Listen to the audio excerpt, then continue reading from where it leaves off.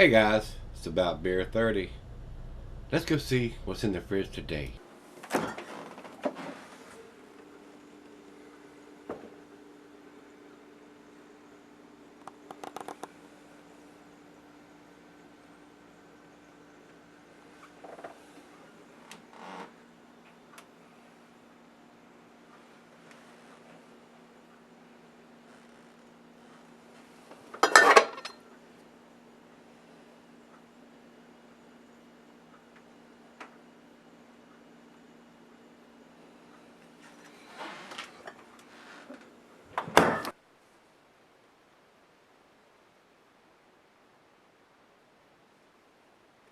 Hey everybody, thanks for stopping by Gregsbeerreviews today. Look, we got another big bottle here from Ommegang Brewing. These guys are out of Cooperstown, New York. We did the Game of Thrones Iron Throne yesterday. Today's is the Take the Black Stout. That's what this is called. And this is in this Game of Thrones series that HBO does, and not seen any of those guys. I'm sorry, I apologize. I've not ever seen a single episode of the Game of Thrones. And Beer Advocate is calling this a stout, which is what's on the label. Take the Black Stout, but Beer Advocate's got it listed as a Belgian dark ale. Looks pretty dark in the bottle, and with their black writing they do usually on the neck of the bottle here, I can't see it with the beer in there. And Rico sent me this beer, and he sent a little note. Basically, it's a Belgian style stout at 7%. Says this one they're giving it a 2-year shelf life too, and he picked it up in the winter of 2015 for 11 bucks. So here today is New Year's 2017. So I'll look at that date code when we get it out of the bottle and come back for the final chug and see what's written on there, because I cannot see it with the beer in there. It has got a fairly long commercial description, so let's get over to it.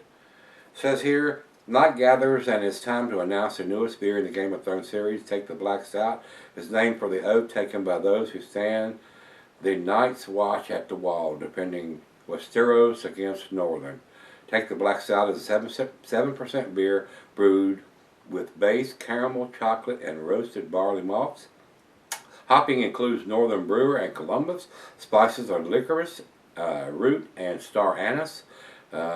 Hue is black with a full tan head. Aromas include chocolate, caramel, and earthy hops, light roastedness, a touch of fruitiness. Tastes include chocolate, coffee, and rich malts, and the balanced roastiness.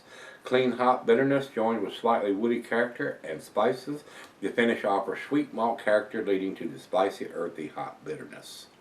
So, while I get the cork and cage off of this one, I will tell you the cheeses are earthy camembert fontina, and the glassware snifter tulip oversized wine glass, and it says not recommended for extended cellaries here, guys.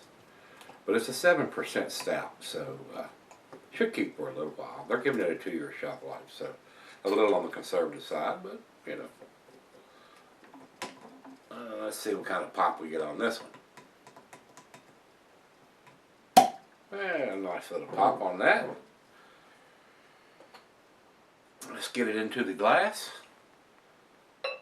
And of course, if there's just some sediment in there, we can't see it. It's a very dark beer. It's coming out a deep cola colored, and it is pouring a very tan head. And that'll leave her a glass. About a finger of head on that one.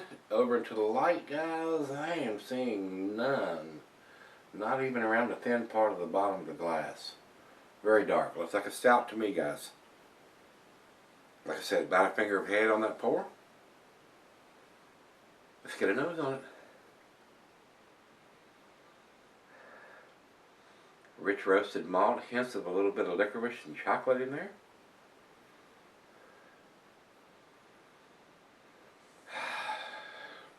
And I'm sure there's some anise in there. Whatever the hell that's supposed to smell like, I'm not really sure, guys. I apologize, I don't know. It smells pretty good. Let's get it to the lips and see what we got. Cheers, everybody. Cheers, Rico.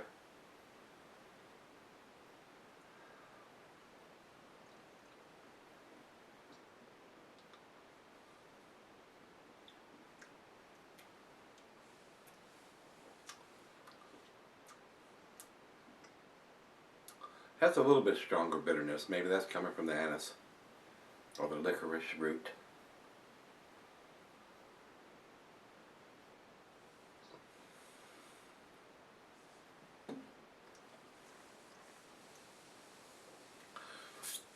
Heavy on the licorice. Has a little bit of a sweetness to it, but the licorice root is probably giving it a little bit stronger flavor than your typical stout would have. Tastes pretty decent. Now, it's right out of the fridge, 40 degrees, so let me pour her a glass and probably step out on the deck and fire up a cigar to go with this while I'm sipping on it and see where it ends up. So let's do that and see what happens after it warms up a little bit. I'll be right back.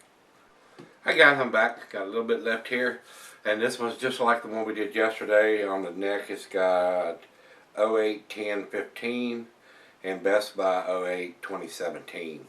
So evidently they produce these beers pretty close together there in 2015. So to me, guys, it's a little bitter than it should be. Maybe they should have used a little lactose in the brewing of this beer to keep a little bit of the sweetness in there. But it's a little overly bitter to me. Maybe it's from the anise or the licorice root or whatever. But it's a little on the bitter side to me. So, decent beer, a well-made beer. The alcohol's very well hidden. Got a good, wonderful aroma to it. But a little bitterer than I like my stouts to be. Final chug.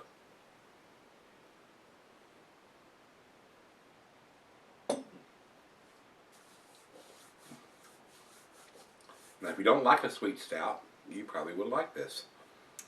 It's not overly bitter, but it does have a little strong bitterness. Now, I think it's coming from either the licorice root or the anise on this. So, definitely not a sweet stout. If you don't like a sweet stout, you can probably like this. So, to me, guys, I'm going to give this an A-, because I find that a little too bitter for my taste. Numeric rate on this, guys, would probably be a 92.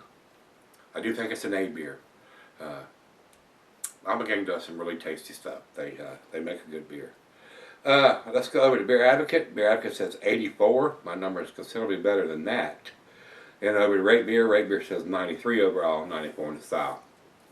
Pretty close to the numbers on those from those guys on this one. And for our final check-in, and Untapped has it at 3.69, which is in their B category. So decent beer, but not outstanding, not world class. Definitely not a 9 or a 10 in my humble opinion. But tasty nonetheless. So if you don't like a sweet stout, this may be the direction you'd want to go in if you'd like the darker beers. I find it just a tad on the bitter side. So if you've had this one from Ommegang Brewing, their Game of Thrones series, take the Black Stout. Let me know what you think, guys. Come on back tomorrow. We're going to dig something out of that fridge. See you then.